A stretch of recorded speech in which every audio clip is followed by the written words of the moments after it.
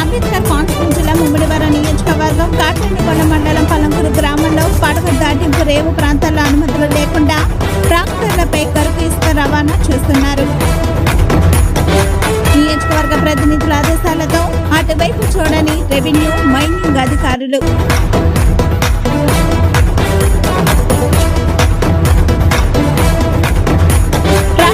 అధికలోడు మైనర్లతో ట్రాక్టర్లపై ఇసుక తరలిస్తున్న ట్రాక్టర్లు అతివేగంగా రోడ్లపై వెళ్తున్నాయని భయాందోళన వ్యక్తం చేస్తున్న స్థానిక ప్రజలు.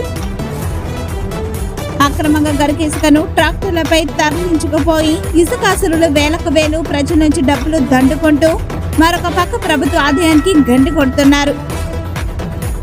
పలంకూరు రేవుల అక్రమ కార్యకలాపాలు జరుగుతున్న స్థానిక రెవెన్యూ యంత్రాంగం, తహసీల్దార్, బీఆర్ఓలు చోద్యం చూస్తున్నారు అంటూ ఆరోపిస్తున్న స్థానిక ప్రజలు.